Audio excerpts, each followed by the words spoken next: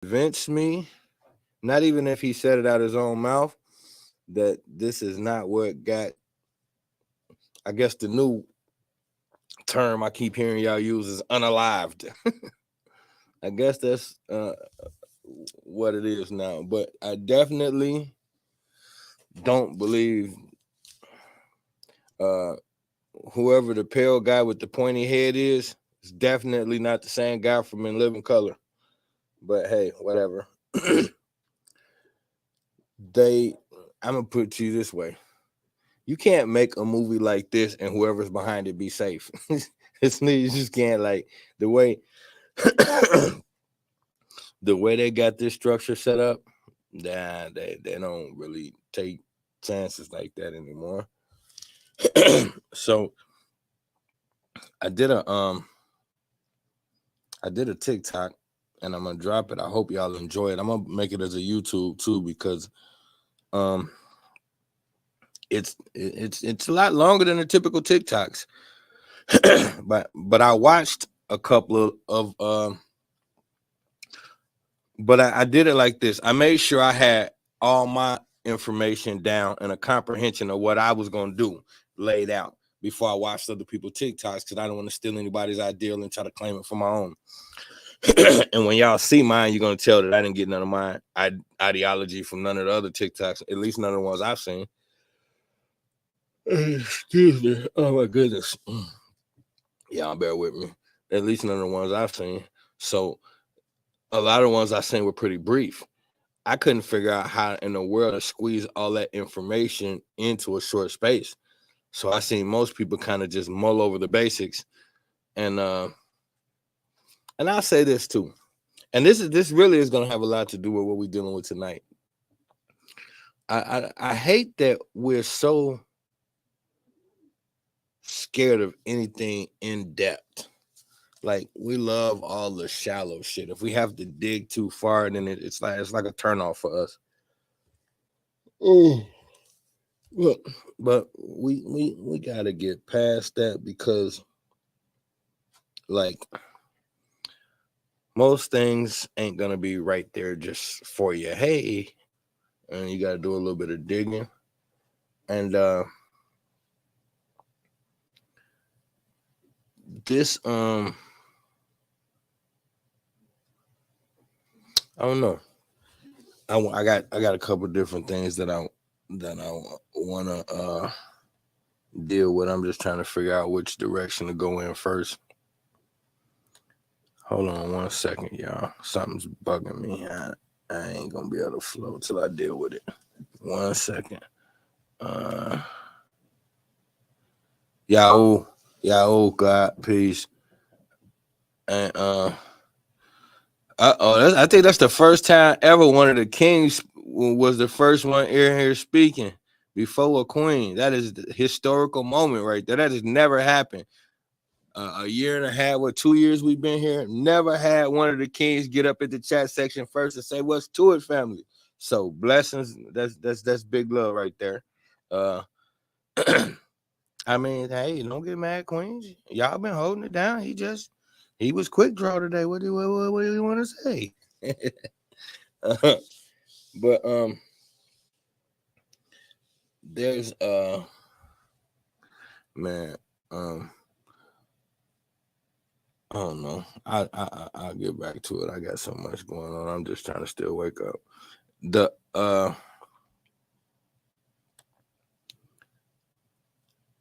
here we go.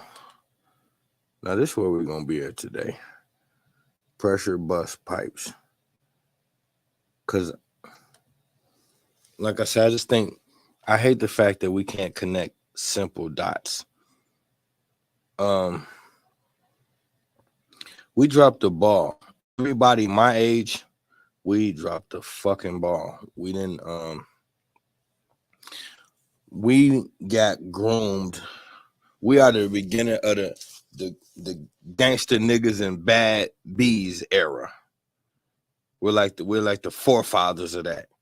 So like our grandparents and parents, mostly grandparents, were so indoctrinated and we didn't understand really what was going on. The only thing we knew is that, like, as a newer generation with slightly fresher thinking, these doctrines didn't really have a place for us, because it was like all they did was talk down on us. No, it wasn't really trying to, like, it was that whole "what's wrong with them damn kids" energy. They got the pants sagging, and you know, it was that whole energy that was like a turnoff for us. Like, so then we we rebelled, and I know all younger generations rebelled, but I think ours was a little bit different than some of the other ones we've seen historically, because ours was a outright rebellion. A lot of other rebellions before that was a rebellion towards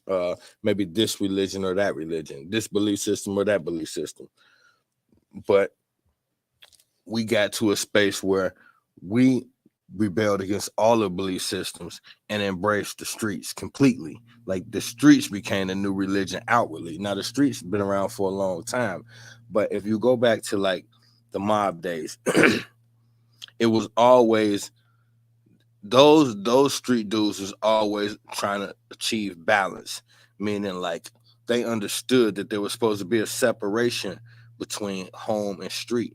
So the street dude tried everything in his power not to let the home life mesh with the street life. So he didn't want his wife to know.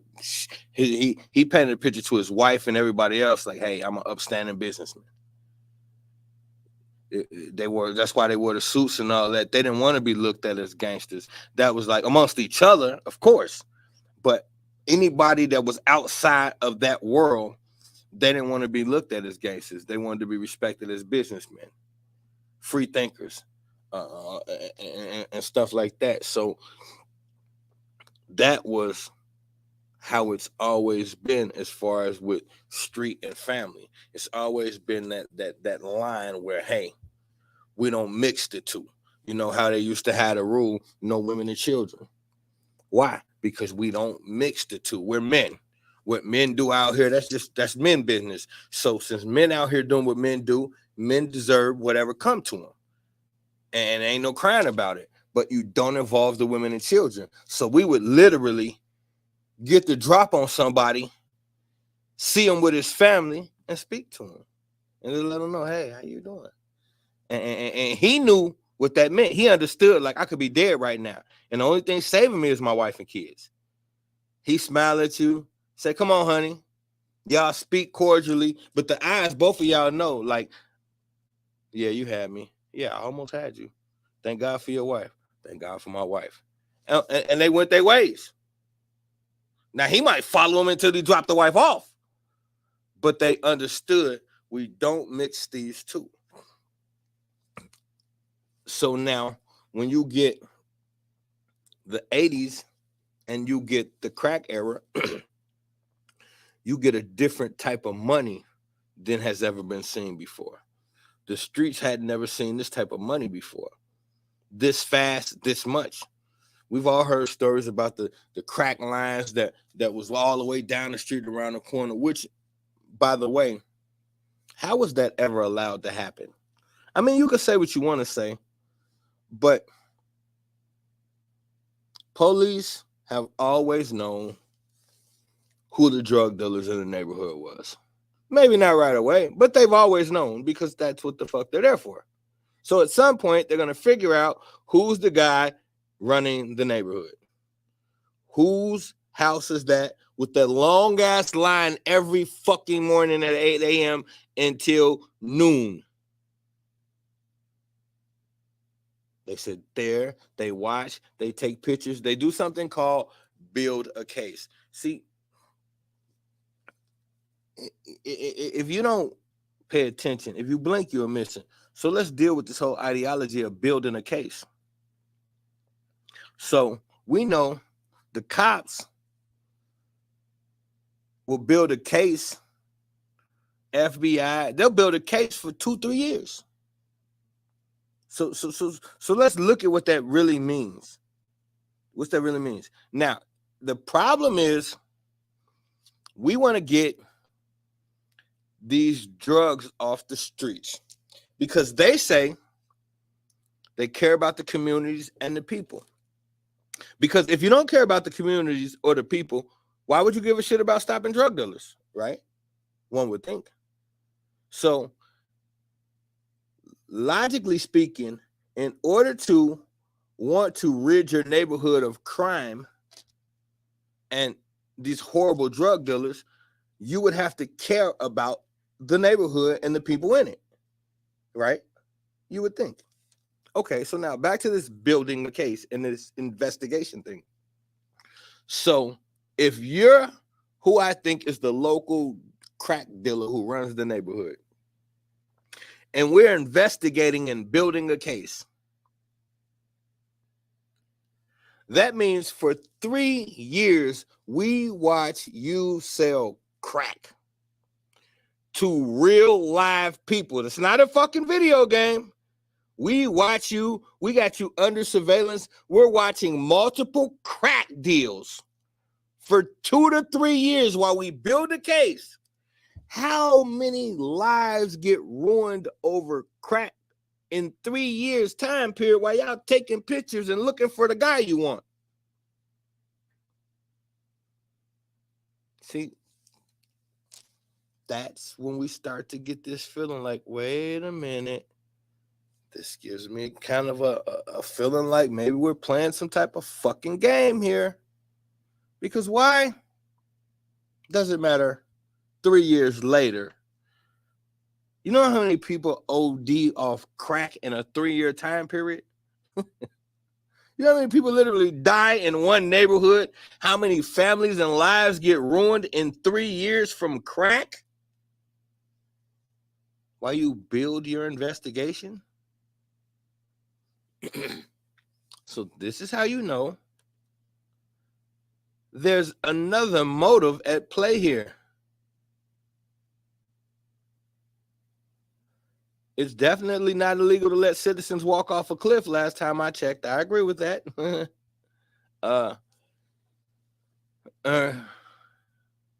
Ignorance is bliss.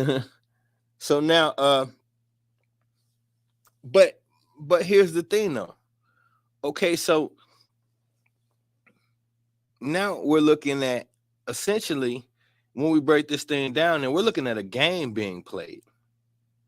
We're looking at a game being played. So we know, let's take any kid out your neighborhood. Like any of the kids, we're about to watch a bunch of videos, mostly from the drill rap scene and things like that. So now my thing is this. What amazed me, I had a dumb moment for the last couple of days because I'm not about to, well, for the most part, I'm not about to show y'all anything you don't know already, for the most part. But it's the way in which it's hitting now is different for some reason. Like, these are babies. Like I can officially have that thought process now. I'm 45 years old, and these are like when you see these videos of how young they are. But the mentality, and now I flash back to me at 21 and 22. Whoa, I was so deadly. Oh, like, whoa, I was so. It's amazing to me trying to rekindle my 23-year-old mind frame. Oh my God. It wasn't much I wouldn't do to you. And it wasn't much I gave a fuck about either. And I didn't give a fuck about not giving a fuck. That was my specialty, actually. Not giving a fuck about giving a fuck was my motherfucking specialty. So now I look at these youngins and I see the only difference is when we say what's wrong with them, the only difference is they have more accessibility to act out their thoughts than we did. We was thinking the exact same shit they doing. Everything I see these youngins doing, I done either thought about, was about to do, or something called me off at the last minute from doing it, and some of it got done. And what was driving me, though? At the time, I didn't know. At the time, you know what I thought was driving me? This is the way gangsters behave. I'm going to be honest with you. Like, besides a fucking rapper, the only aspiration first when I was a kid, of course, I like all the black kids, I want to be an athlete, basketball or football player. But soon as that wore off, I had one goal. Gangster, drug lord, kingpin. I didn't give a shit about anything else. Wasn't even relevant to me. I thought anything other than trying to become a kingpin wasn't even logical for somebody like me.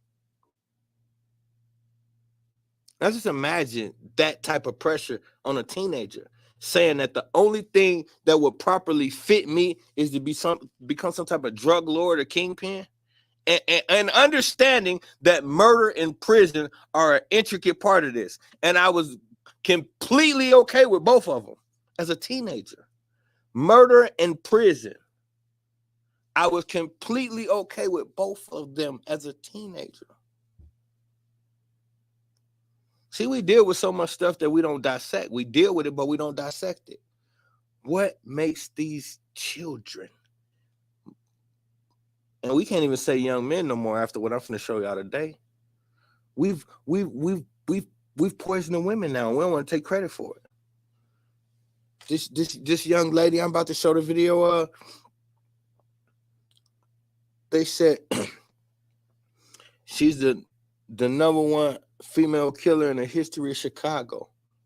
She died at 17. I'm going to say this again. They say she is the number one hitter in the history, female hitter in the history of Chicago. And she died at 17. Do you know how many bodies you got to get to have people feel like that about you? At 17? And here's the thing.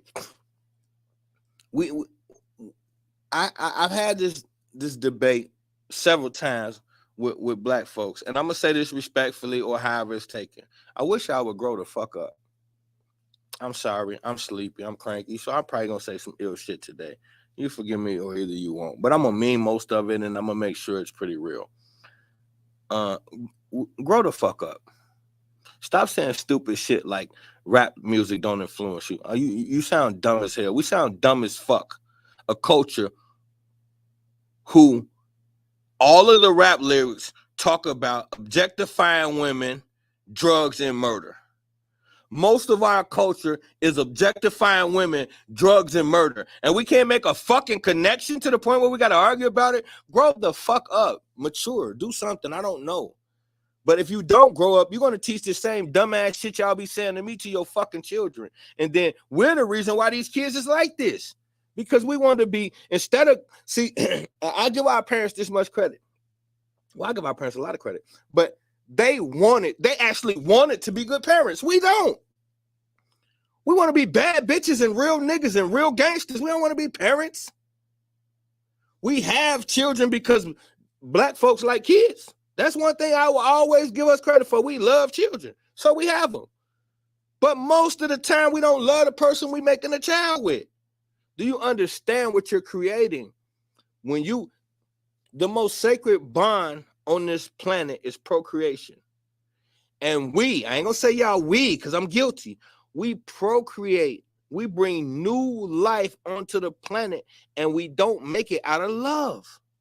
So when you're making a new life, you're creating a new life, you're mixing your energy with hers, your energy with his, to bring new life to the planet. And the people laying down, they don't love each other. They just love to fuck. Okay, well, that's the energy you're putting into your children. Accountability moment. I know y'all don't want to take it, but you're going to have to. It's going to be a lot of accountability tonight because everything I'm going to show you we're guilty for. It's our fault. I ain't blaming these babies for shit. I'm shocked and I'm sad and my heart hurt. It's our fault they behave the way you finna see tonight. Because it's gonna be tempted. Every fiber in your bone gonna be tempted to blame them. What's wrong with them? These little dudes crazy, man. Look at them. We wasn't like that. You're a liar. You're a motherfucking liar, and you're another liar. Ain't gonna be no lying tonight. Anybody say anything disrespectful about the children, fuck you. You're lying. It's your fault. It's our fault. Murder is a first hobby. They fucking love it. We have given birth to a generation of misogynist, homicidal serial killers.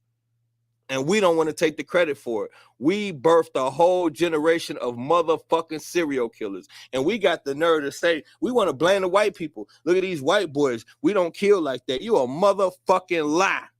White boy plot, get 5-6 bodies. They call him a serial killer. We might get 5-6 bodies this month, and we call that being gangster. We have became that which we said we never would be. We are a generation of homicidal maniacs. We love it. All we talk about is sex, drugs, and murder. Look at the average black conversation. Look at the average conversation in our community. Look at the average rap video. Look at the average hood movie. Hulu is making, just like everything else, the white boy find a way to capitalize off our ignorance. So now here's what we do. We say Hollywood is rigged. They don't give us a chance. So we're going to create our own movie community. So what we start doing is we start going independent. We get that good old fashioned drug money. Because remember, we want to get out the ghetto. So here's how we get out the ghetto. We get some crack. That's the first way you got to get out the ghetto. You got to get some crack or some heroin. Now, you got to get a lot to the point where you get up to the point where you need to get to some kilos. Now, once you can get to some kilos, you can make the type of money that we consider freedom. Only problem is on the route to the kilos, you're going to have to kill black people. But you don't look at it like that. Because if you said it like that, it would be weird. So you have to say, we keeping it gangster. Anybody getting away, we putting them down. See, when you say it like that, I can respect that. When you say we get money and anybody standing in the way of my family or my money, I'm smoking their ass. Oh, well, when you say that, I can't argue with that. Because the man said anybody standing in the way of his family and his money, he going to kill him. Okay, well, I feel that way too. So we justify it. What we're not telling is the whole route to this is crack, heroin, drugs, sex, money, murder. So the way we're going to protect our family is sex, money, murder. And in that, we're going to encourage everybody else to stay the fuck away from us or else. Okay, well, as you can see, this is a recipe for dead black bodies. This dumbass strategy has not worked since the breakdancing days. Since we thought we created our own thing out in the park, that shit that we created out in the park is responsible for the more dead black bodies than slave masters. How about that? You Negroes love to talk about slavery. Okay, well, here's a statistic for slavery. It's more black men right now incarcerated for killing other black men than it ever was slave masters ever on this planet. You will never have as many slave masters killing black people as we got black people killing black people. How about that? More people are incarcerated now than it was in actual slavery. There are more black men incarcerated for murder of other black men than it was slaves on the plantation. How about that? Is it possible to go that route without dealing? If you don't think music influences you, stop playing music for your mate and set the mood. Hey, music influences everything we do, and we too coward to admit it. But here's the thing: when we feeling aggressive, we put on that shit to make your head bop. When we getting ready to, like the guy just say, you want to be with your lady, you gonna put on something smooth, set the mood. Why? If music don't influence you, why you play slow music when you want to do it, pervert? See, that's what I'm saying. Like, we got to fucking man up and woman up. You think that this music don't influence you, but everything that these heifers on these songs say, that's how you relate to your men. And you don't think it's a problem? You say the same shit to your man that Cardi B say to dude. Y'all regurgitate these dumbass lyrics. If you don't physically, you think it and you act it out. But we're not brave enough to admit that because there's an accountability space. And you know we hate that A word. Unless it's ass. Now we like that A word. But if it's an A with two S's, we going. If it's that A with two C's, count us out. We don't want no personal accountability. And that's the motherfucking problem. These children, this is some, I'm going to tell y'all, this is one of those, like I said, this is a dumb moment because I knew that these youngins was into it. Now, my thing is, I don't like rap music. I haven't really been a fan of. Now, I ain't gonna lie. To fix my to fill my void, I fuck with some battle rap. But to me, I'm into the artistry part, no beats, just the way they put the words together. And they got a clause that if they touch each other, nobody get paid. So I know at that rap battle, ain't nobody gonna die tonight. They gonna go rap, talk that shit, and go somewhere and pop bottles. I have not heard, and I've been fucking with it for only about 5 years. But in that 5 years, I haven't heard of nobody getting shot after a battle rap. Now, in the beginning, a couple people got knocked out in them. But now it's to the point where you can't touch each other at all. So it's like, hold on, y'all, it's getting hot. So, and now, that could be, and that still could be, I'm not giving myself no pass, that still could be justification on my behalf. But it's the way that I get my little fix without feeling too guilty. But now, I seen the social media thing.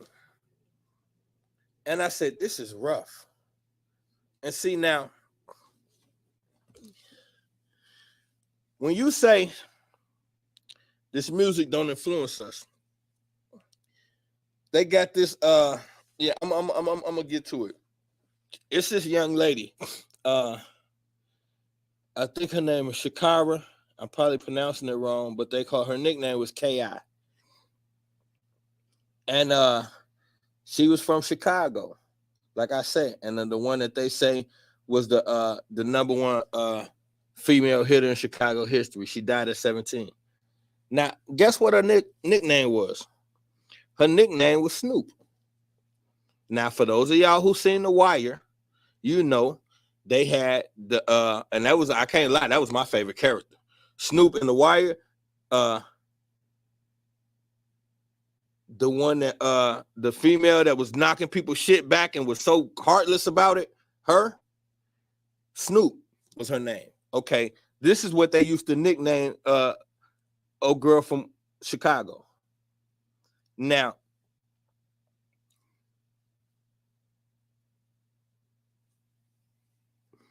if I give you that nickname as a female, do you understand what that means? You have to first of all, we always know the dynamics anytime a female enters what is considered an all-male arena. She's going to have to go 3 times as hard to prove herself. So she was running with the Gangster Disciples as a female. One of if not the oldest, one of the oldest gangs ever, and it never played. They never played. So you want to be a female there? Okay, well, in the deadliest city, you want to be a female hitter. In the deadliest city on the planet, you want to be a female hitter. I don't think y'all understand what's required to do that. And then to rise up the ranks and take over the squad. But I'm watching her and King Von tweeting back and forth. And I'm a woo-wee. Why y'all didn't tell me? And y'all sick. Y'all are some sick people. Like I said, I don't listen to it. So I don't know. I didn't know King Von was that. And y'all enjoyed that? Whew. I ain't even judging y'all. That's scary. That's scary that y'all liked him that much. He's one of the only, him and Dirk is one of the only people. How did this shit be speculation? We hear these rappers talk that shit, and we be like, yeah, it sound good. And we like to assume because we like him, he telling the truth. Then later on down the line, most of the time we figure out they lying. But y'all was physically watching and knowing he was telling the truth, and y'all was enjoying this little boy just drop bodies after bodies after bodies after bodies. I don't think we ever seen that in rap history before.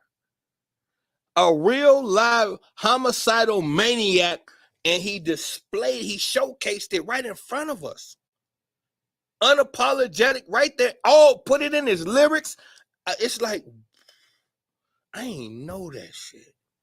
I don't know these young dudes. So when I hear them rap, I assume they just lying like everybody else be lying. I don't know them. I don't listen to the music. You know, I might hear it in passing. One of the kids got it on. I hear a name. I don't know who dude is. At the time when everybody was screaming Lil Durk, I know a little bit about him, you know, because I know a little bit about Chicago, but I didn't really know, like, man, so they on Twitter, and they beefing, and they telling each other what they doing to each other, and then they doing it and tweeting it. And it's like, it's no fucking way the feds didn't know this was happening.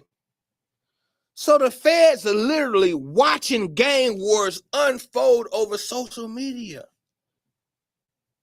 and don't say nothing and just let the bodies fall. And then come do investigations and let the people who the whole streets are saying guilty, let them go free. Which means they're complicit in this scenario. So before we get into that, I want to make a point, and then we're going to get to the good part. And we're going to deal with this Thursday. I'm going to tell y'all now. And it ain't for the faint of heart. And it's the first time I ever said this. Publicly, privately, or anywhere. This is the first time I ever said this. Thursday, that piece of shit, Tupac Shakur, we're going to get inside of his shit and pull it apart. He was a motherfucking monster. And he is not who y'all thought. And he's responsible for every little black body you see dropping, in my motherfucking opinion. And I know that's a harsh indictment. And I know I may be the only person on the planet that feels that way. I don't give a fuck. It's how I feel. You can't look at anybody who considers themselves a thug or a gangster in the last 25 years that is not using Tupac's blueprint. Show me one, and I'll take it back. Show me one rapper that is considering himself a thug or a gangster that is not 100% taking the Tupac blueprint. When we ride on our enemies, you telling me that energy that he brought on Hit 'Em Up ain't what you see all over the world right now with young black men? You telling me you don't see that everywhere now? If they used to call them La Cosa Nostra, if they had a problem with you, you just went outside to walk the doggy one day and never came home. Nobody tweeted about it. Nobody told you fucked up, we want to kill you. Because had we said that, you would have hid. So not only that, the whole point was to get away with the crime, not give hints.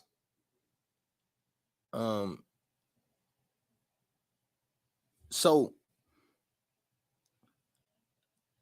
the old mafiosos and the old street dudes and the old early gangbang, it was about like making you feel like,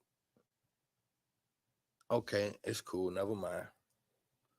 And then knocking your shit back at a more convenient time where it didn't ruffle no feathers and we could actually get away with it. And nobody bragged about. So like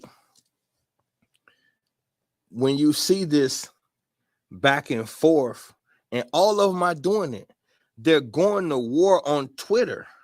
Y'all finna see these tweets. It's going to blow your fucking mind back. They're literally tweeting about they're going to kill each other and saying who they're going to kill. And then after they catch the person they're looking for, they tweet back how they got the guy. And then the other team tweet back like, okay, one for y'all, we're going to get you back. And then it happens. And this shit went on for years. Them back and forth tweeting they're going to murder each other, then doing it, and then going back. And it's like, what the fuck is really going on with this shit? And it's all started with hit them up. Now, I would be lying if I say men didn't have controversy in hip hop before that. Because we had, if I'm being fair, we had Ice Cube them with the No Vaseline, Ice Cube and NWA.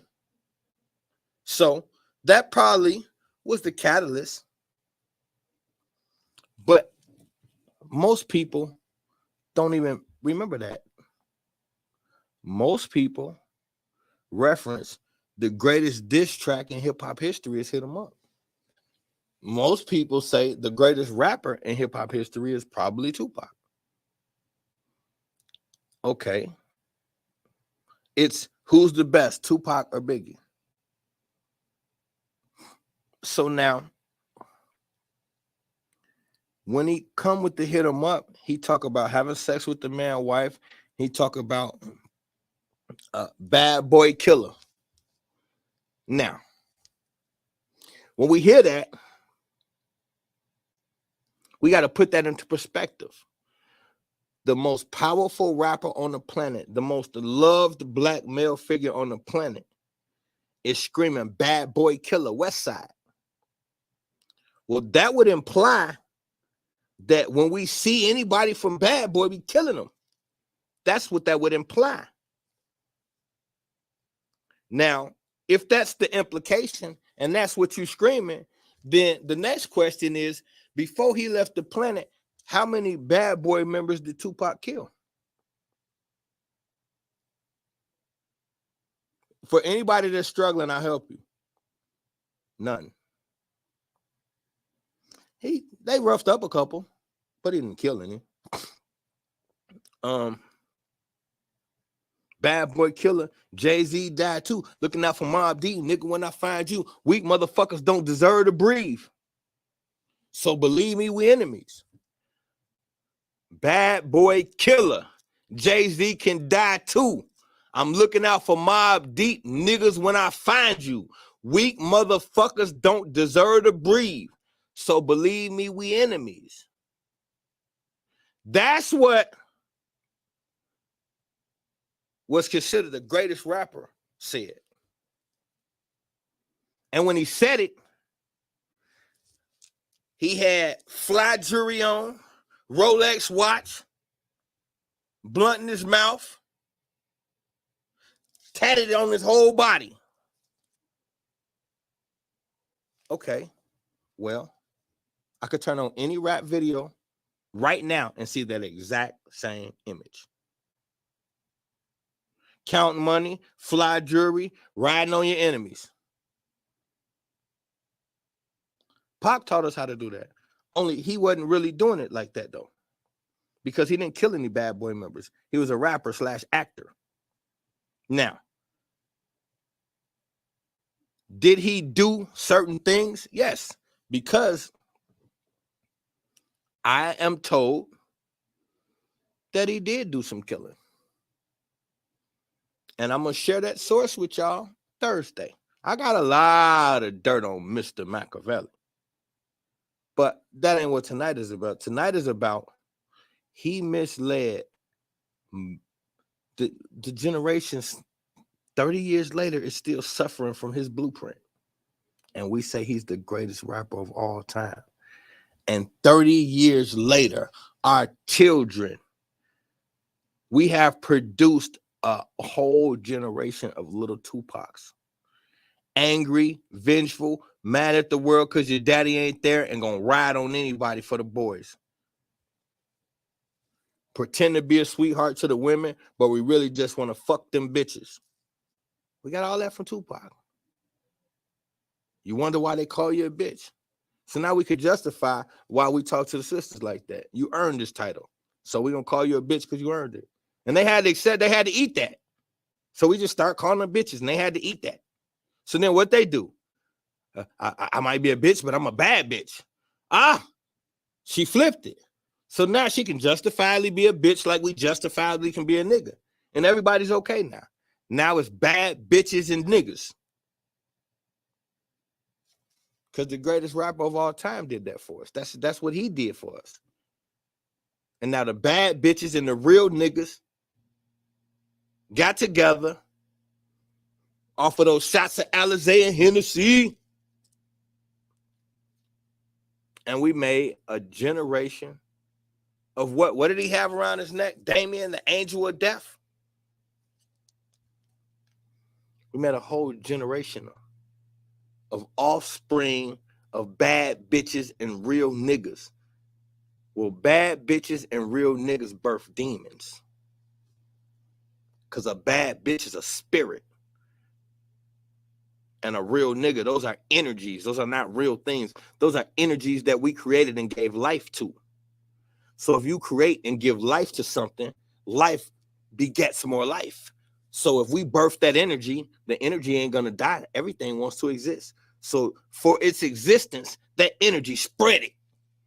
So it can multiply itself like we all want to do. What do? You have children to multiply yourself.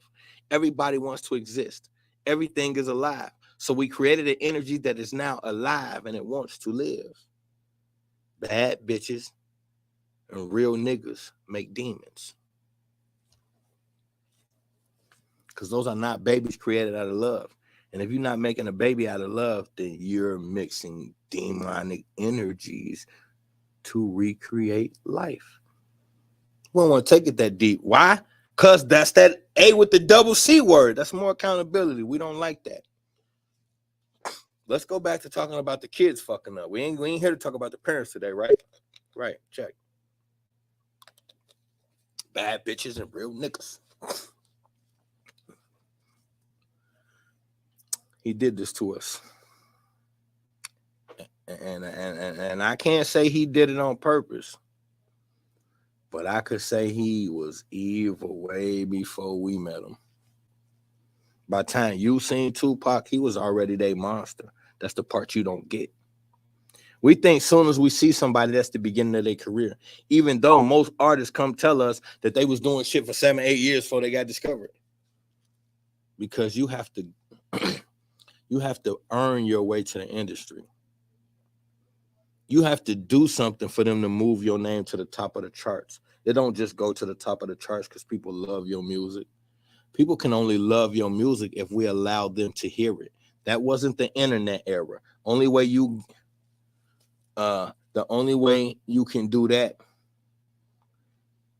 The only way. Hold on, Daniel. Right. You gonna make me fuck up Thursday. Put that on pause. Hold on, family.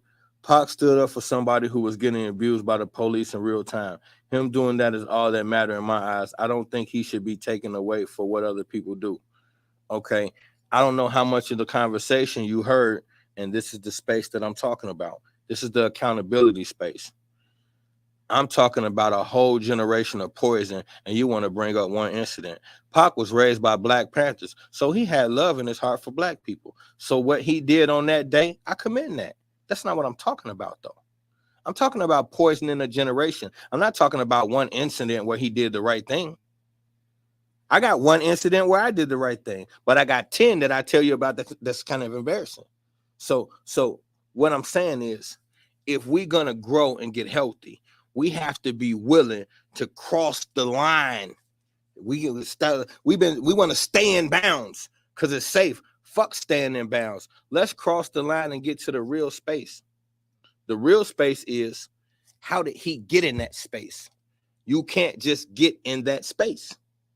And like I said, Thursday, we're going to deal with it. I got receipts. And Daniel Wright, you should know me by now. We don't agree on a lot of things, but the one thing you do know is I come with receipts. So if I come out here and say I never said this before, and then I say something ill like that about Pop, anybody who really know me gotta know I got some ill shit.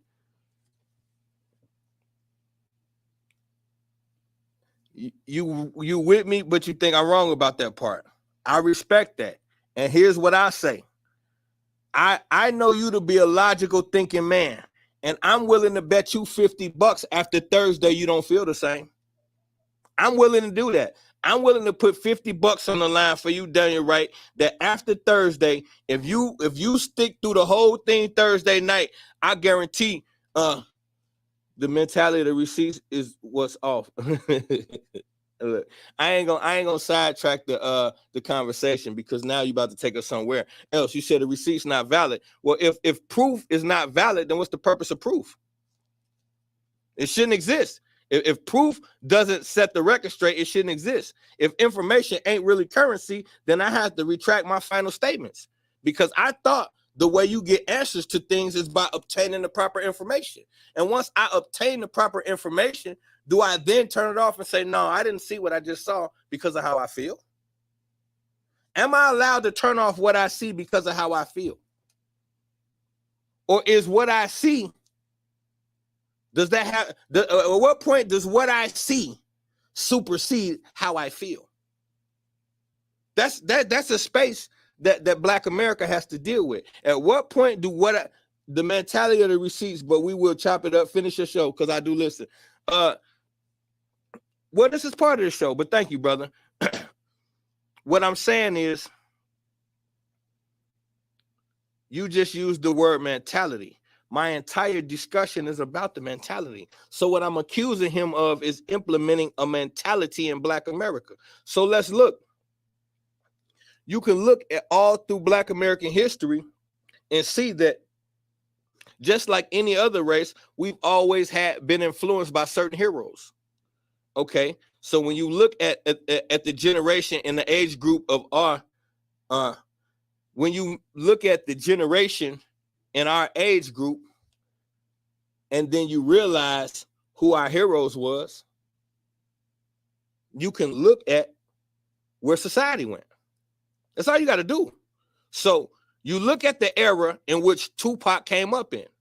You look at what was going on before he made his impact and what was going on after.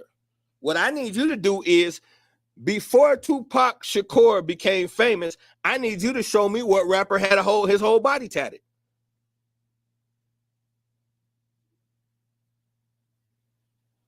See, these are the things.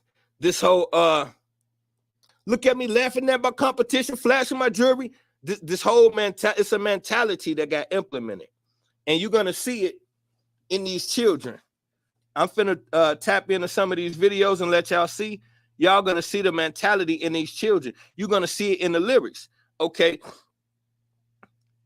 we know prior to the NWA and the Pac era, you know, it was a lot of commercial rap was what was popping. Once, hold on one second, y'all. I can't get the right angle on the fan, baby. So the commercial side of things was popping. Once we get away from that, the majority of pop music was even all positive, some manhood shit. He mixed that bullshit and other after he took the oath for the Illuminati. Okay, see, that's what I'm saying. That's why I like about Daniel. All you gotta do is just give him a minute. He come around. See, I ain't even have to say much, and you just made everything right. You said he took the oath of the Illuminati, meaning he joined the Illuminati. That's your opinion. Okay, well, why would a man who joined the Illuminati come up with an album called Kill the Illuminati?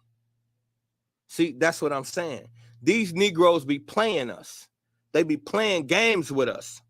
When you go look at some of his poses and his pictures, he been down with them. Ain't no join.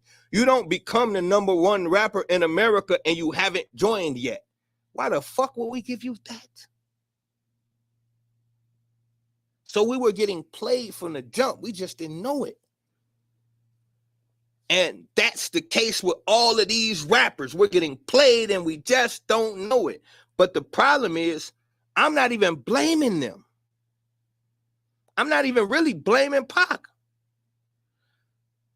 He poisoned generations. 2 generations. The last 2 generations he poisoned. He's guilty of that. But he's not the beginning of the problem.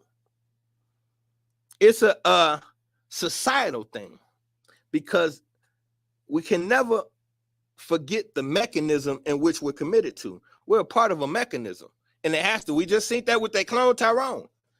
They have manufactured and structured what we call the hood and the ghetto. It's a working mechanism that they control. They explain that to you in the movie if you was paying attention.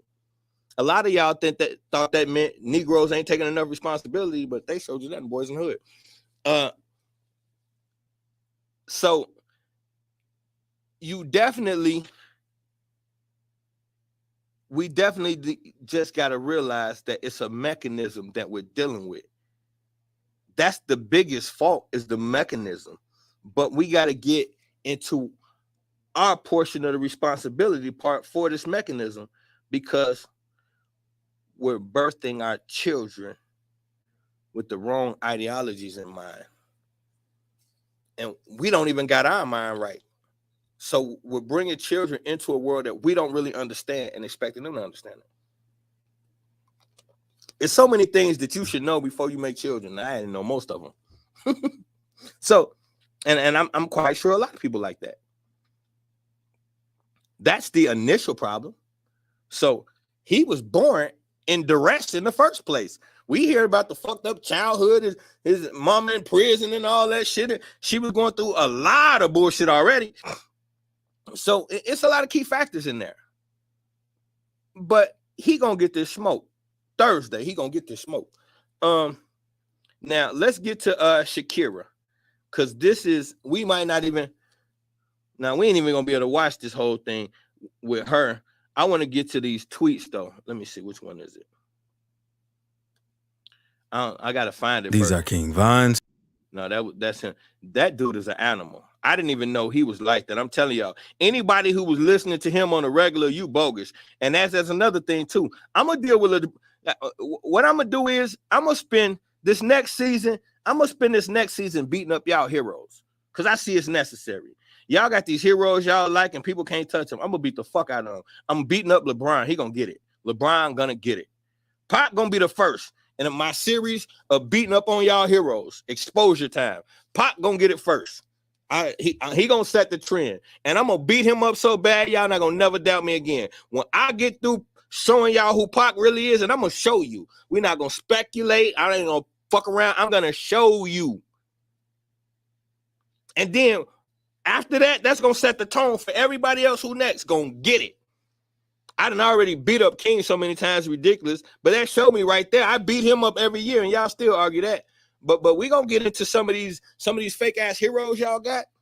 Yeah, some of these groups y'all got, these Moors and these Israelites. Yeah, I'm gonna take a week and just deal with everybody. Everybody gonna get a week, their own week. This is something I'm doing. I'm in a giving mood. I got the giving spirit. Y'all holiday seasons is coming around, so I'm gonna be giving for the holiday. I'm gonna be giving your heroes ass whoopings all the way to the first of this fake ass year. That's what you could expect from me. I'm finna fuck up everybody because y'all play too much. LeBron fucking James. And this the thing. Every time I tweet something about him, y'all break y'all neck to save him.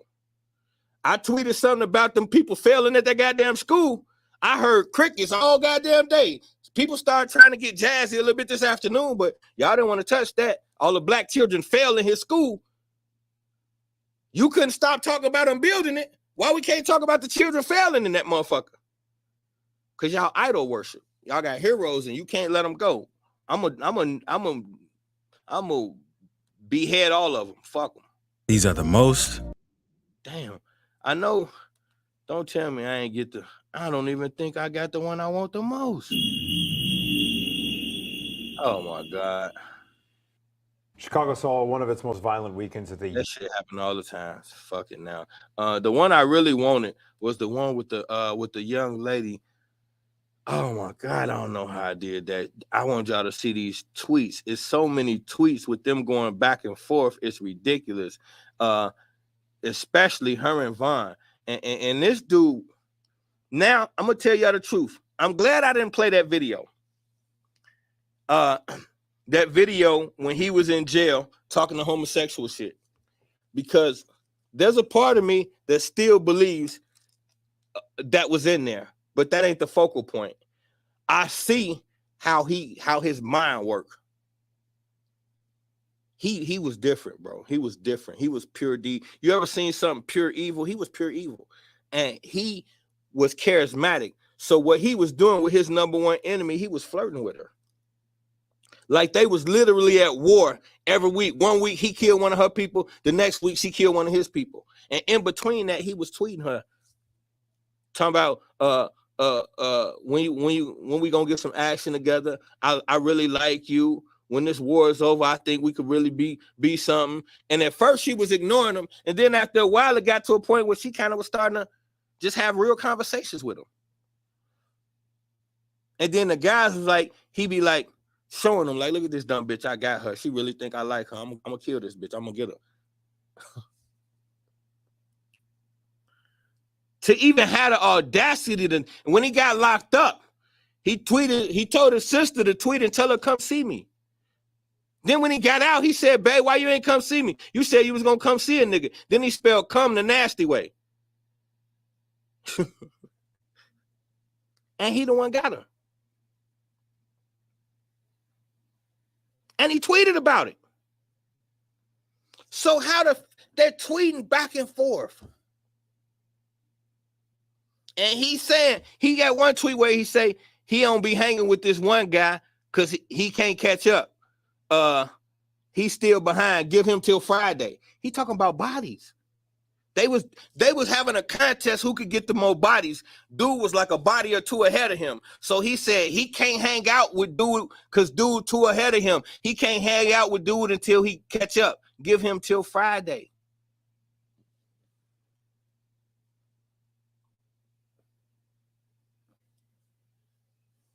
On Twitter, right there. They going live on Instagram. We over here showing the choppers and all that shit. They kill people, take the gun, and then have the gun of the dude that they killed in the new video. She died at 17. So she was doing this shit at 13 and 14, 15, 16. That when she started banging. A little girl. And she was completely with the shits. She used to get on a bike, ride through their hood and antagonize them. Then bit back around the corner, knock somebody's head off and go tweet and tell them, I just caught your boy. They caught her on the train and stomped her out one day and then went and tweet about it. Then she responded like, yeah, my head a little fucked up, but I got something for you. My 40 Glock ain't gonna play with you. A week or two later, she dropped one of their people. And tweeted about it. Do y'all not understand this shit? These is babies murdering and bragging and tweeting about it. Then when they caught her main man, they said they put him in a blunt and smoking him, and that turned into the #1 saying in America. So when you kill one of the dead homies, you say we smoking him. His name was Tuka. They be tweeting talking about we smoking on that Tuka today. And everybody knew what they was talking about. So if the police didn't, then you're not fit to be the fucking FBI. You're idiots. They had to know. This man been brought in several times for questioning. He's skeeting every time. But the streets know who did shit and they talk. If the streets know, the feds know. More than most disrespectful moment. And first up, we gotta talk about Vine disrespecting FBG Wooski. Because back in the day, Wooski was walking on King Drive, his ops territory, and some O-Block members were standing outside. Police were also nearby, so nobody wanted to let off shots since they automatically would have got booked. So instead of doing that, King Vine and Wooski walked up to each other and started hands. Other O-Block members jumped in since they wanted to do Wooski bad. And things got so bad that the police eventually had to go over there and break everything up. And a few years after all of this, Vine talked about it on his Instagram Live when a troll mentioned Wooski's name. This say she love Wooski. We don't even know no more Wooski. It's slow. Hey, Wooski ain't tell y'all beat ass one day. He ain't tell y'all that he too dumb to even remember. I would punch up. But Wooski said differently in an interview with Cam Capone News because he claims he was doing Vine bad in the fight. Standing right there, and the police just pulled up, and they thought they was just gonna stand right there. We got the whooping their.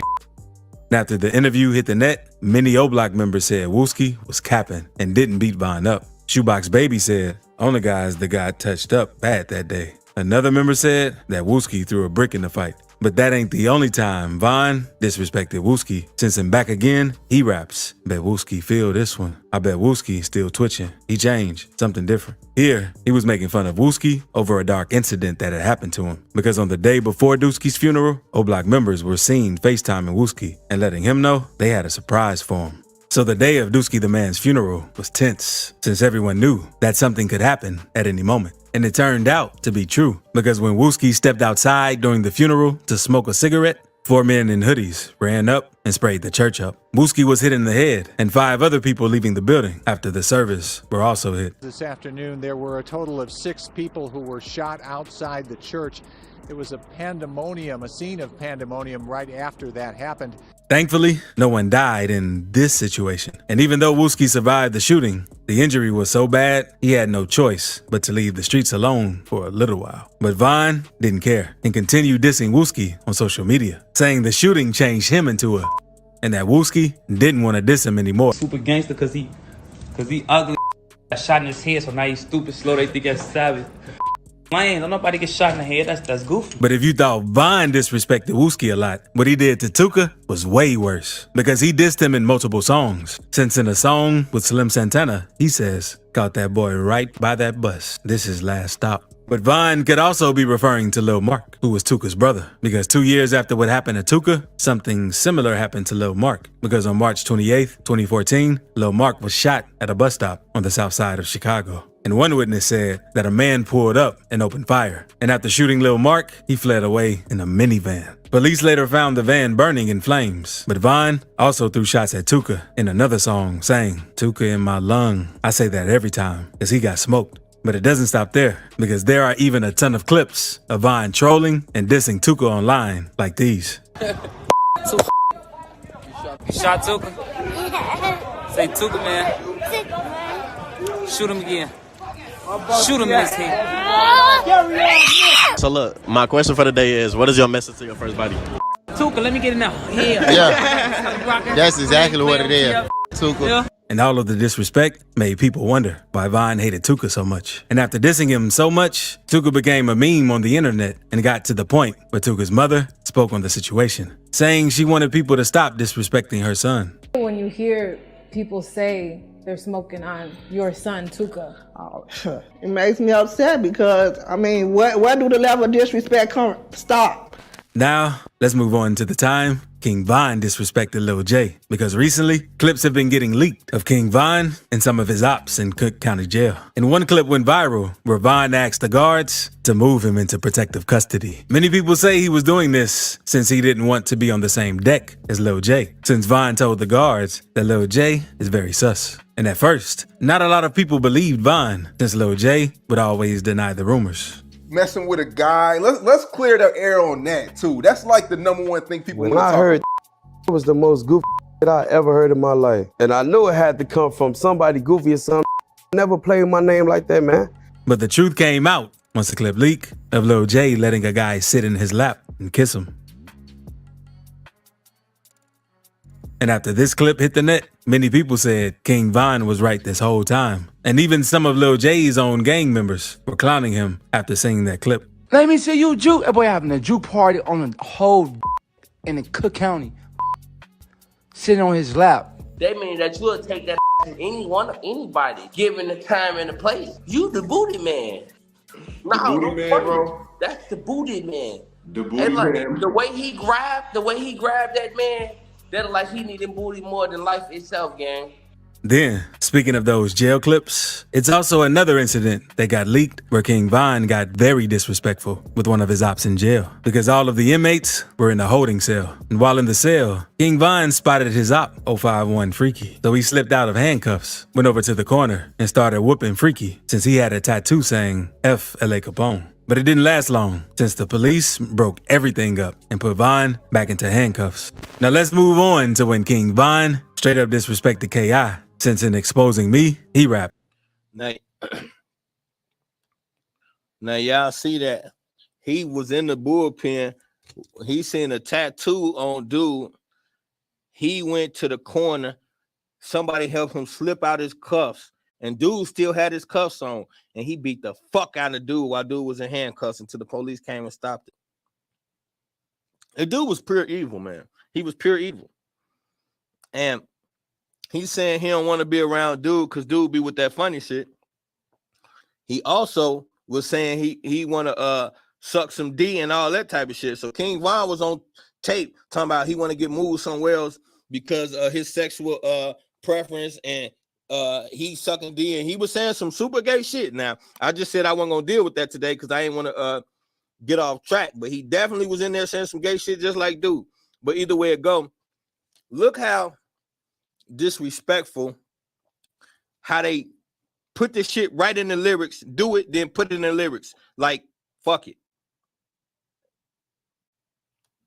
I swear I killed her, broke her back. King Von refers to K.I., a feared Chirac assassin and member of STL, and she was highly respected among her gang members and almost feared by all the ops, except for King Von. Because in 2012, King Von and Chicago gang member K.I. were in some serious beef, and they wanted to get to each other badly. And the day would finally come on September 25th, 2012, because K.I. had caught the train to go somewhere. And while on the train, she spotted King Von, one of her main ops. And the time they saw each other, things were on sight. Von punched K.I. in the face multiple times and did her very bad. And a few hours later, once Von got home, he went to Twitter and explained how things went down. Because he made a tweet saying, "I've died, get whooped on the train lacking. Think about it." K.I. acknowledged what happened with a tweet and said, "My arm up my ear, and I got a bruise on my face." K.I. followed that tweet and said, "Ain't got but a bruise on my face, but ain't tripping that 40 cal, put a hole in that opera's face." But things ain't in there, since on April 11th, 2014, K.I. was going to one of her friends' houses for a birthday party around 3:30 p.m. when Von and Big A, another O Block member, caught her lacking and started firing. She died on the scene at just 17. Okay, now hold on. They not doing the story justice because they making Von look superior. Shorty gave them the blues. That little young lady was giving his ass nightmares. I'm telling you, he was tweeting back and forth with her. They was tweeting back and forth for at least a year, just going back and forth. But she was giving them nightmares. She matched him body for body. Every time they dropped one of her people, within the next week or two, one of their people dropped. She was going back and forth with him. That's what they not telling. Right after they did that shit to her on the train, she killed one of them. Right after they did that to her on the train, she killed one of them. And then she tweeted about it. And then that's why I wanted the one. I can't believe I didn't send that one. That was the most important one, man. That's the one I really was going to play and we was going to go back and forth on because it had all the tweets and everything. I'm sorry, y'all. But she hit one of them. She tweeted about it. Then he hit one of them. And they was tweeting back and forth. And then he went to jail. He went to jail for like a year and a half. And while he was in jail, that's when he told her to come see him. She just said LOL and didn't respond. Then when he got out, he asked her why she didn't come see him. And then she said LOL again. And then she said, "How I feel to know while you was sitting in there worried about me, your man was out here getting his head knocked off or some shit like that." And then he didn't respond. She turned it up a notch. He say RIP whoever that is. And then she retweet RIP. She was on their heels, bro. Now, she fucked up. That's when he caught her. After a lot of bodies, like a lot of people got killed in this war, bro. And then she fucked up. And they was throwing a party for one of the dead homies, and she tweeted where they was at. That's what she fucked up at. She put the address out there. And then they was already riding when she said the address, they just went straight to the address. And then he parked around the way and he walked through the gang. Y'all know Chicago got a lot of gangways. He walked through the gangway and then it was some people there. And he told the people move and got the people out the way. And then he came up and then he went to one of the guys, and one of the guys, he walked up on one of the guys and he was like, don't make a move, don't make no expression, don't say shit after I tell you what I'm finna tell you.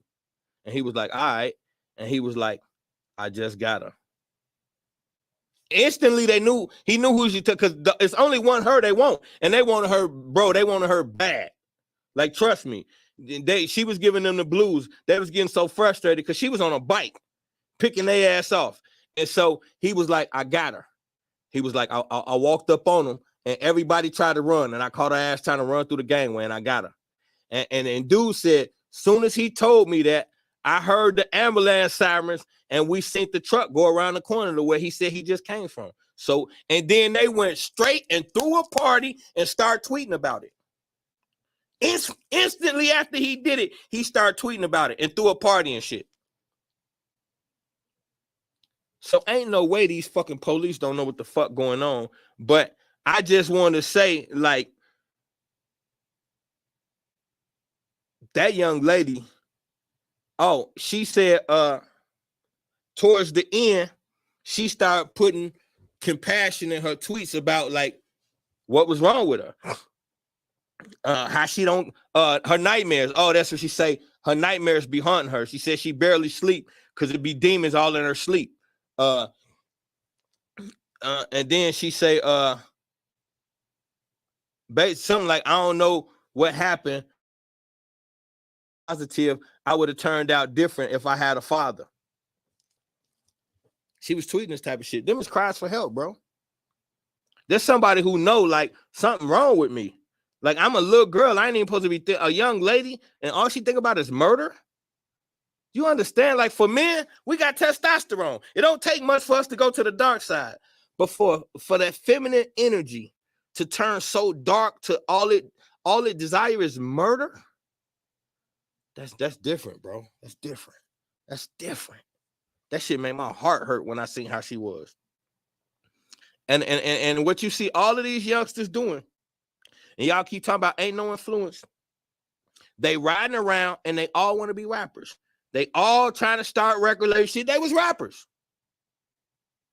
And another part that was fueling her was she couldn't understand why they was dropping just as many bodies, why her clique couldn't get the notoriety that Von then was getting on the music side.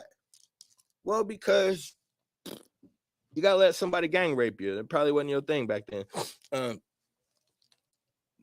It's just sad, y'all. I don't know, man. This shit just sad. Look at these lyrics. Look at how they just murder. Like, do you understand? These are teenagers. So they're not waking up. They don't want to go to football practice. They're not looking for the cute girl in class. They're waking up to have murder contests. To have zero value in existence just to say, we finna. And we think this ain't got nothing to do with the fact that they don't got fathers. And back in 2021, the Chicago Police Department named Von as the offender who shot at K.I. And Von has referred to her many times in his songs, because in War With Us, he says, put her pretty up in the morgue, call that drop dead gorgeous. And Von used to troll K.I. and call, Whoa, whoa, whoa, whoa, whoa, whoa, whoa.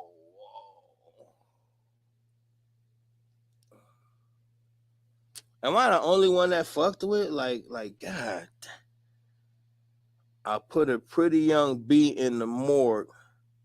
We call that drop dead gorgeous.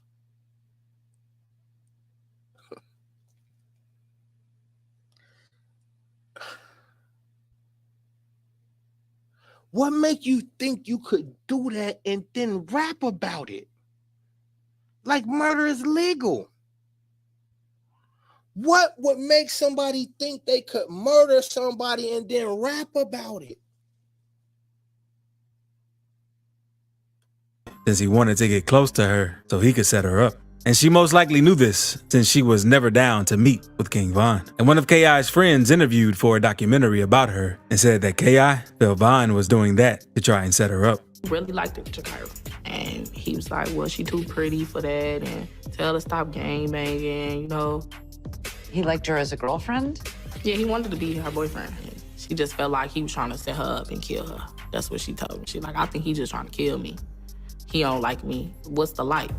And K.I. started her assassin career after wanting to get revenge for the death of her close friend Tuka. This led her to shoot Odie Perry, a member of O-Block. So it makes sense why she thought Von wanted to set her up. And in the same interview, Von spoke about his situation with K.I. We talk on the phone, like that's somebody, like say somebody you DM and talking to, and then one day they just gone. Now you like, damn, who the f I'm gonna talk to now? Impressing with Sada, Baby Von said they called that Brick and hit him in his. Brick is an FBG member who was gunned down back in 2017, along with Kobe Mack on 63rd St. Lawrence. The police found one of them with a wound to the head, lying in front of a house, and the second victim with wounds to the back and arm behind the house. They were both pronounced dead. FBG Brick was a brother to FBG Duck, another rapper King Von has humiliated multiple times. Because in a song named GTA, Von said he made a diss and now he a ghost, and it happened fast. And FBG Duck was a well-known Chicago drill rapper. Bro, are y'all counting? I done counted like 5 or 6 just on this little clip. How was this little dude allowed to murder like that and rap about it? And they playing, I'm hearing it from the sideline about FBG Duck, and I'm thinking it's an unsolved murder. Everybody know who the fuck killed them. So this dude was just murdering and rapping about it. I think it's, I don't know, man. It's a disconnect in this space to understand, like, because 90% of the people on the planet have never killed anyone, just so we're clear on that. Murder is only common amongst who is common amongst, but most people have never killed anyone. So all we got as a reference point is television. So in television, it doesn't do it much justice because people say something fancy, pull the trigger, and we get excited. But you have to understand that we all come from a universal consciousness, so it's programmed within you to have compassion for life. So the first time you remove a life from this planet, you'll instantly get sick. Most people, as soon as they kill somebody, they throw up. So to be able to kill on a regular basis in your teenage years and then make party music about it,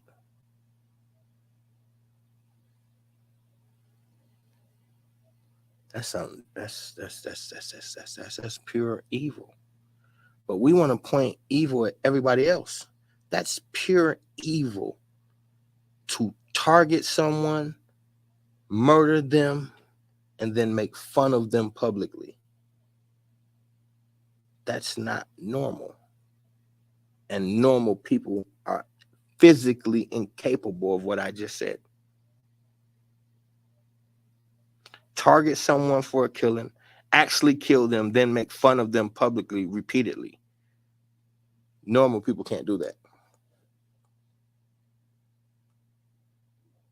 Von's most known ops, because he and Von used to always send shots at each other. But not long after Duck dropped his song, Dead, dissing all of O-Block's fallen ones, it made them want to get rid of him ASAP, since it was one of the most disrespectful songs ever. And a month later, while FBG Duck was shopping, 2 vehicles pulled up near him and started opening fire. Duck had taken multiple shots and was later pronounced dead at the hospital. But Von hasn't only had beef with Chicago rappers, because he also had problems with YB. Because back in 2020, Von and Youngboy began beefing after a clip surfaced on the internet when Von was listening to Youngboy on Instagram saying how Youngboy caps in his rap. Youngboy talking about on this song, bro.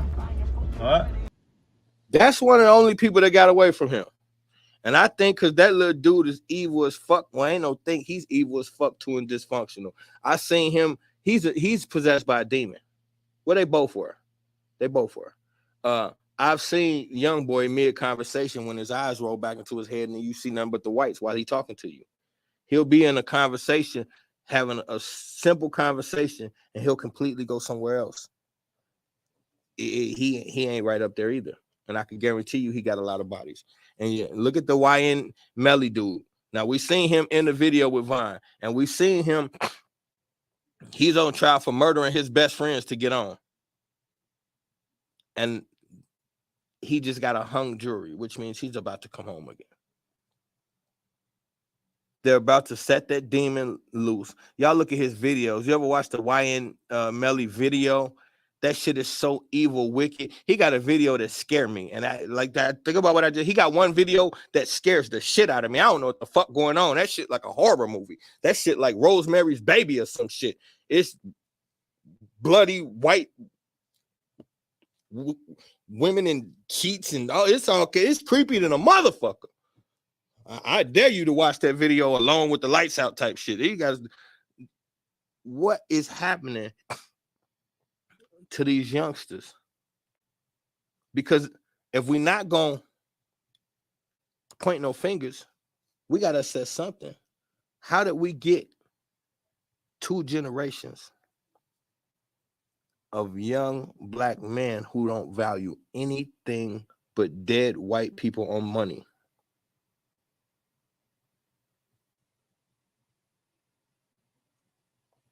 Yeah, he just told the little boy, that's somebody they had killed already. They had already shot him in the head.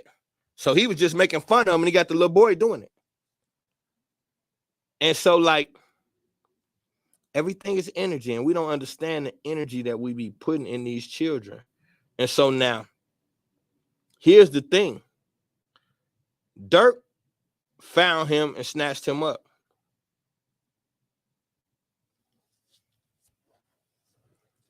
So here's a young man who's becoming famous in your city for dropping bodies. And then you think, I need that little nigga rapping with me. Hell yeah.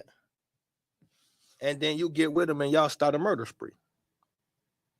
Respectful rap lyrics that really happened. Starting with the bar from Spinner Benz. Because on Who I Smoke, he says, 12 paramedics couldn't save your life, boy.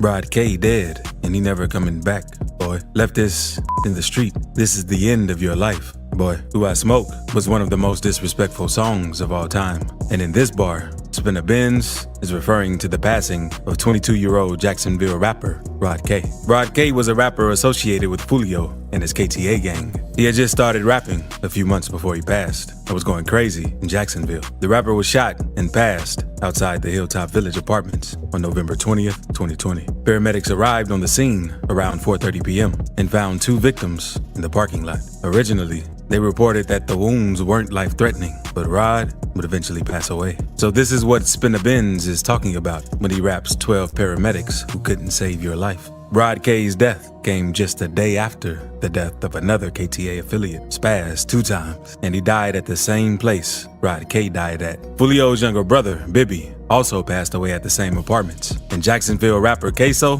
talked very disrespectful about Bibby in multiple songs. But in Queso, he says Bibby had a closed casket. I wasn't surprised. Bibby was hanging out with a friend outside of the Hilltop Apartments back in February 2019. But out of nowhere, 2 men jumped out of a vehicle and started firing in their direction. 2 boys ran in different directions, with Bibby being chased down, and they shot him to death as he tried to shield himself. The friend survived, and police later recovered more than 45 shell casings from a rifle. Not long after Bibby's death, Queso started dissing him in all of his songs to disrespect him. They even went so far and used a picture of Bibby on his album cover. And he was non-stop with the dissing, since almost every post he made was a diss towards Bibby. Smoking on. We're smoking Bibby. Yeah, all day, you know. Hey, you know we smoke little Bibby. But I put that on Bibby cremated. I run that gym, bro. That cremated. Punk that All the dissing drew attention from local news outlets and police. So Queso was eventually charged with the death of Bibby after being arrested for allegedly taking the life of another one of Julio's friends named Lil Buck, and he's still fighting those cases. And things aren't looking the best for Queso in this case, since Queso's dad is telling investigators that Queso was the one who murdered Lil Buck. Senior told the state attorney's office that his son, Hakeem Robinson, posted on Instagram an incriminating message after McCormick was murdered. All of the stories on the story saying that kill and get his toes done. And was that depicting Hakeem Robinson? Yes, sir.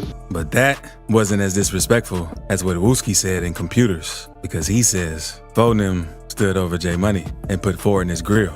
Now go ask Lil Boo how that hot feel. HK got caught trying to pump fake and forgot on his heels. FBG Wooski is a rapper from the STL/EBT set of the GDs, and he's one of the O Block's main ops and is known for beefing with rappers like Lil Durk and King Von. J Money was a BD from O Block. Before his death, he was one of O Block's top shooters. J Money was killed on September 2nd, 2013, which was Labor Day weekend. Boomers say he was set up by a female who convinced him to link up with her in the ops territory. When he got to her spot, he saw 2 ops and instantly knew it was a setup. He tried running away, but wasn't fast enough and got hit in the head and body. After J Money died, Durk and other O Block members mourned his death on social media. Now let's move on to Lil Boo, since Wooski also dissed him in that song. Lil Boo was a Team 600 member and one of the gang's founders. Lil Boo taught a lot of the younger gang members how to move in the streets and do drills. Lil Boo had several bodies and was a huge problem to his ops. But Lil Boo ended up getting locked up between 2012 and 2014, which made it hard for his ops to get him. But on April 3rd, 2015, Lil Boo was walking down the street when a car pulled up beside him. A passenger hopped out and started firing Lil Boo multiple times. He was rushed to the hospital where he died at 22 years old. HK is another one of Wooski's ops he dissed in the song, and many believe that Wooski was somehow involved. HK's death was a major loss to O Block, but at first, HK wasn't in the streets until his brother T-Roy died. Because T-Roy was King Von's best friend, and they would always go on drills with each other. But on February 15th, 2017, T-Roy was out looking for a rapper named TB from Taekwon World, and T-Roy was out by himself that night and walked into a store trying to hunt TB down. But while he was in the store, he got spotted by FBG Brick, Duck's older brother. Since Brick was cool with TB, he told him that T-Roy was inside the store. T-Roy tried leaving the store, but things didn't go as planned, since TB came inside the store and pressed him. And T-Roy couldn't up his gun fast enough, so TB ended up killing him. And since T-Roy died, HK decided to go and get revenge for him, because he caught up with TB and popped him outside the same store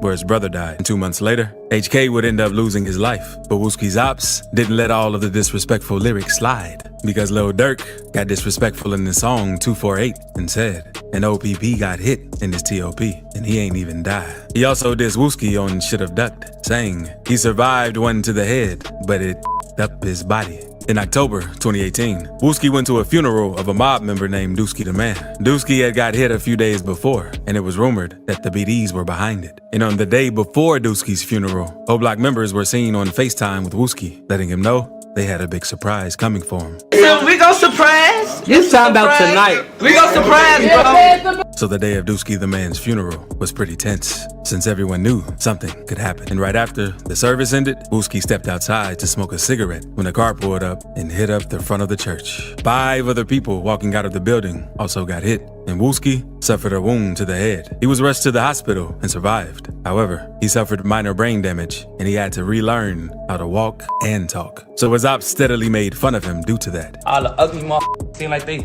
super tough and they super gangster cause he ugly and he got shot in his head, so now he's stupid slow, they think that's savage. That's lame, don't nobody get shot in the head, that's goofy. Some bullets be changing them motherfuckers. Man. I hope you watching, I hope you hear this, yo dude.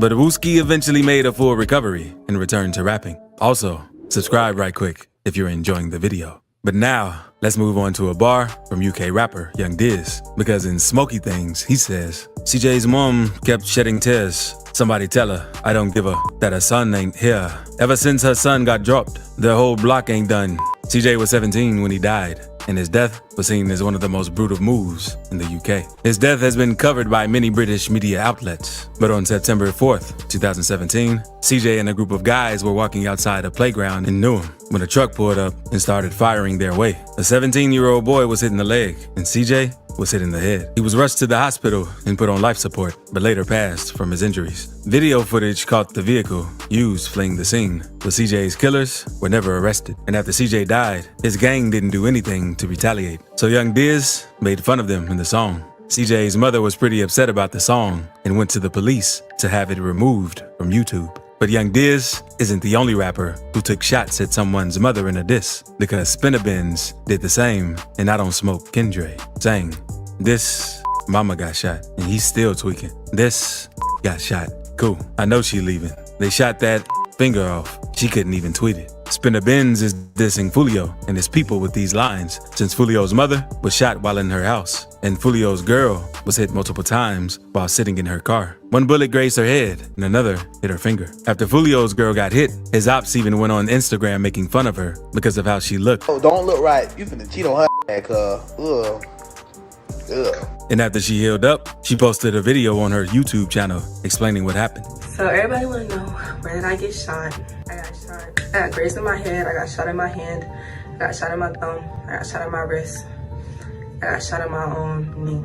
But Fulio ain't let all the dissing slide, because on his Beatbox remix, he says Corbin got kidnapped and they found his bones. He was rotten. And this song went viral on TikTok, which made it even more disrespectful. Corbin Johnson was an 18-year-old from East Jacksonville, and Corbin was reported missing by his family on June 11th, 2018. On the last day Corbin was seen, he was out applying for jobs with his dad. Eventually, his dad dropped him off at an Amazon warehouse, but he never see his son again. The following day, his dad sent Corbin a couple texts, but couldn't get an answer. Do y'all understand? This is more sophisticated than youngsters just mad at each other, dissing each other. These are organized gang members warring. That last thing, how'd they find Lil Homie? His daddy was taking him around job searching. And then at the end of the job search is 3, 4, 5, 6 spots. You don't just go to 1 or 2 spots job searching. You got to go to at least 3, 4, 5 spots. Then he dropped them off. So these people followed this boy and his daddy around waiting for opportunity. Excuse me. And my guess is if opportunity had not presented itself, his daddy probably would have died too. They kidnapped him. And then said when you found the bones, it was rotten. These are fucking teenagers, y'all. What are they even mad about? What the fuck are they upset about? They kidnapping each other, murdering each other, and then tweeting about this has never happened in human history. The fucking Zodiac killer did it, and he's one of the biggest killers in history. Okay, well, we got 5, 6 Zodiac killers in every ghetto in America. Something fucked my head up one time. I got a cousin that he retired now, but he was real heavy in that gang shit, and he was in Chicago. And I used to go down there and get my little moves from him and shit way back in the day. And he was taking me through a neighborhood. And the block was short as hell, y'all. And he like, this spot right here, cuz I had to burn about 6 niggas on this block last summer. Just casual conversation. You killed 6 men on one street block over a summer?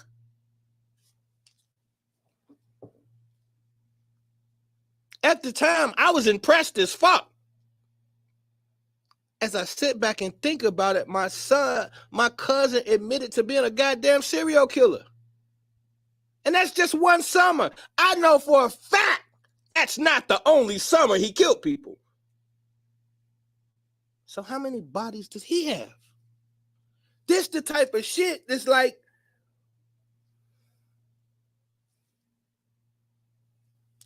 How do we not care? How is it so? See, this is why I say we had examples. You can't tell me we're not being influenced, because all of these people, all of these youngsters, when they're riding around killing, they're doing two things. They're listening to raps and they're making them.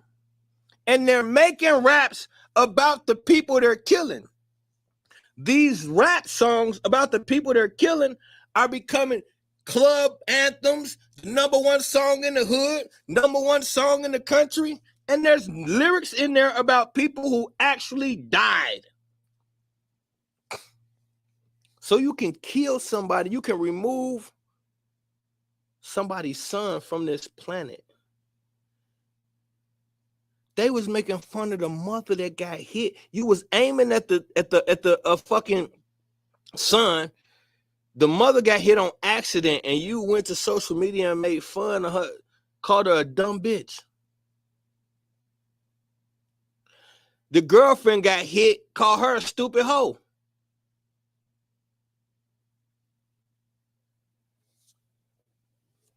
And if music don't influence people, please explain to me, how the fuck did they start drilling in the UK?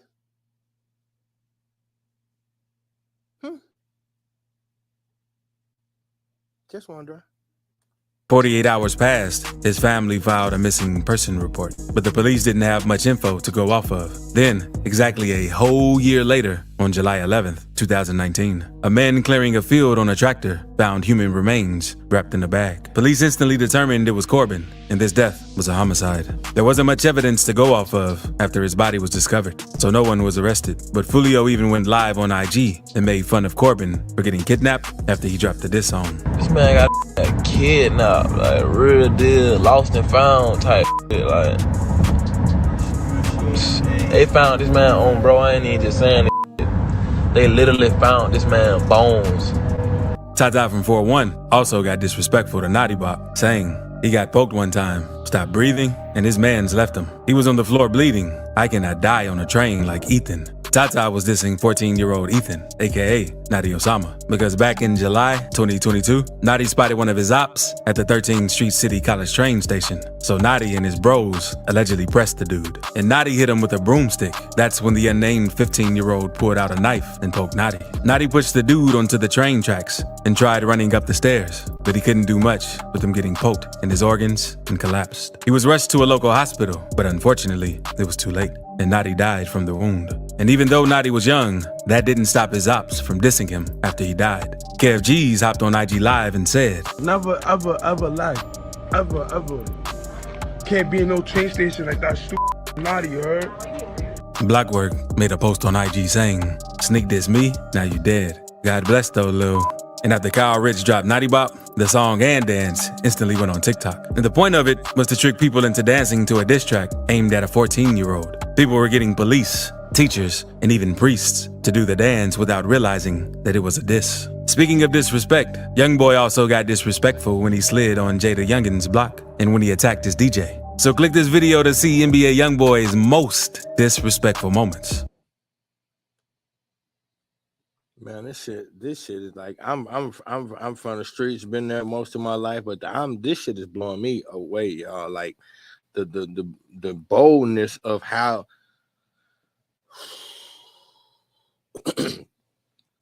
I honestly feel like this the first generation ever did this. This the first generation ever did this. Like motherfucker put certain little shit in there in a riddle back in the day, but they outwardly telling you who they killed them and making fun of them and tweeting it, making whole videos and shit, calling niggas stupid for dying, like, and nobody care. are some rap lyrics that really happened. First, we have a lyric from Youngboy. O Block Pack get rolled up. Murder what they told us. Atlanta boy get fold up. Bring the hook. NBA Youngboy. This line really lit the flame to a beef that was slowly dying out between him and Lil Durk. In this bar, he disrespects King Von and even the neighborhood that he grew up, O Block. King Von is a popular Chicago rapper that started to take off in 2019 after he was released from prison and dropped his single Crazy Story and has had his fans' attention since. It was until November 6, 2020, King Von died after being shot outside of a nightclub by Quando Rondo's homie, Lil Tim. This line taunts Lil Durk, someone who grew up with and was very close to Von. But Lil Durk isn't Youngboy's only op. Them corners picked him up cause he was slumped like a drunk man. Lit Yoshi Runts. Lit Yoshi is a Baton Rouge artist that signed to Fredo Bang's label, TBG. Fredo Bang is known for his ongoing beef with NBA Youngboy that has a lot of bloodshed behind it. In this specific line, Yoshi is talking about Desmond Hartnett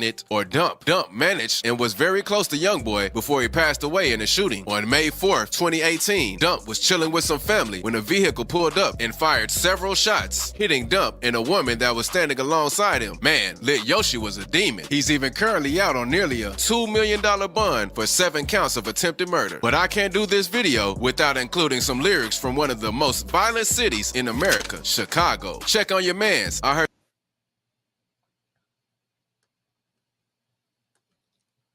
Out on bail for 7 counts of attempted murder. You're out on bail for trying to kill 7 different people? Like, I don't even know what the fuck. I never even heard of no shit like that.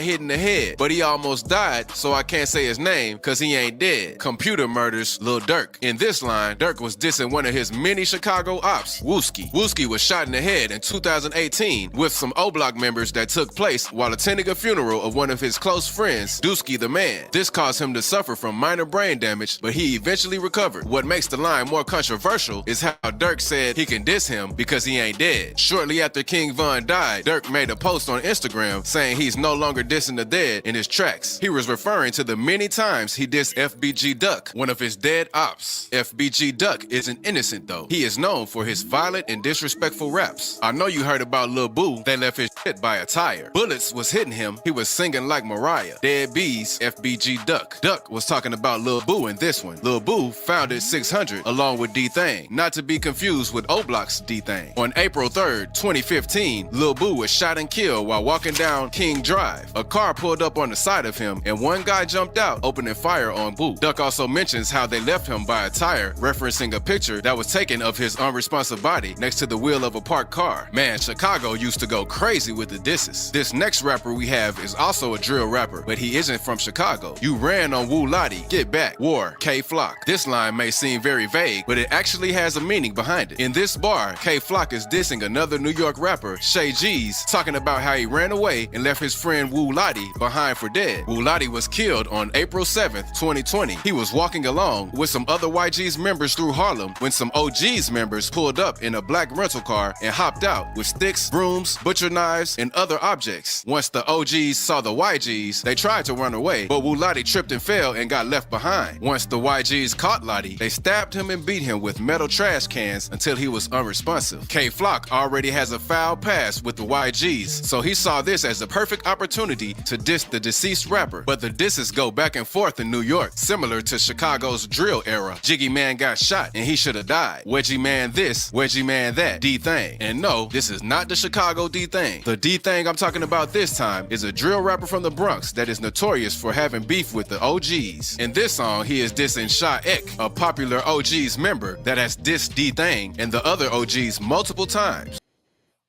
So the whole thing is like, this is how you get on now. Cook the beef, kill some people, you rap about it, get your city popping. Whoever get the popping hardest in the city, get the attention of the industry, and then the industry pick up somebody who they know is an unhinged maniac, which means we can get him to do what we want. And I called it pressure bust pipes because that's all of this is. We're raising ourselves. The pressure of these children raising themselves because we didn't fucking raise them right. Our parents is the last church generation. So them trying to press that on us, it wasn't right. It didn't take. And so we had to come up with our own thing. The powers that be sent us scrambling for identity. And so anytime you don't know who you are, there's somebody willing to tell you who you are. So since we will call ourselves everything but accountable and great, then it's easy for them to slide in and say you're a gangster, you're a pimp, you're a hoe, you're a real nigga. All of these terms that don't mean a fucking thing except for out of their mouths that they come out of. And so now we're looking around and nobody wants to take accountability for what we're seeing. We're seeing black men that don't love black women. We're seeing black women that don't love black men, or black women that don't need black men. Black men that don't love black women, black women that don't need black men, and black children that don't need either one of us. So that means people are completely in the state of mind that the only way to survive is through individualism. Once again, I say, we're being ruled over by the collective that's teaching us to only honor individuality. And in my opinion, that's the enormous root to all of these problems that we see. The last part of they clone Tyrone, it says assimilation versus annihilation. Well, I've already explained the significance of melanin on this planet. Excuse me. So if you remove the melanin from this planet, you remove the life force from this planet. So you can't do that. So then next is assimilation, which means how do we take the genetics of the black man and add that to the thought process of the white man? And every generation you see us going more and more like what we say they are. We brag about when we encountered him, he was an ignorant savage.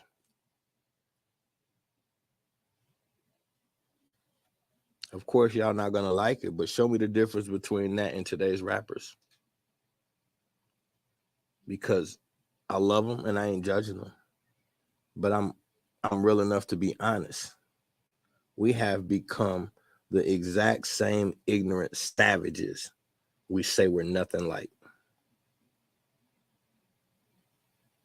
And the only difference is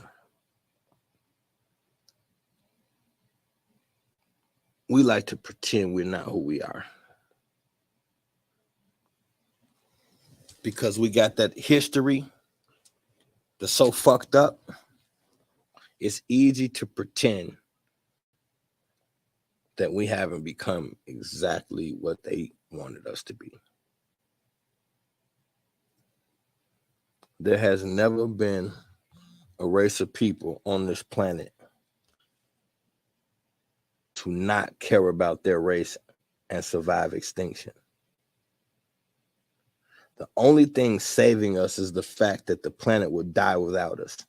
If it wasn't for that key factor, we would be showing all the signs of a race headed towards extinction. Because we don't value our race. We value the things that we know our race gives us, the perks, the melanin, the gifts, the great, and we value those things. But as a whole, we don't give a shit about us as a whole. And somebody had to train us to do that. However, no one's going to train us to undo it. That part we're going to have to figure out. I seen this. We were supposed to be talking about something else this week. I seen this and it made me really fucking sad. And I'm really disappointed in myself that the number one thing I wanted to show y'all, I somehow didn't load up, which was the video of that young lady. Excuse me. But I'm sure through what we did look at, y'all was able to get the picture.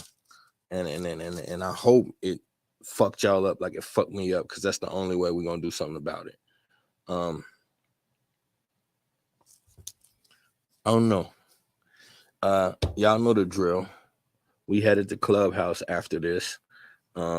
So don't meet me there, beat me there. And we're gonna carry over this discussion in real time. And then I got some more clips that I can play.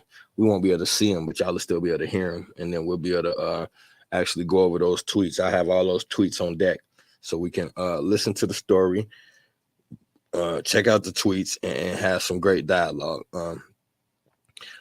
Our Clubhouse room been on fire lately, so man, I hope y'all don't miss out and come get you some of that Misinformation Nation on Clubhouse. And that's what we doing. Knowledge is the only real power. Information is the only real currency. But the balance of both is the only route to divinity. I love y'all. I'm gone.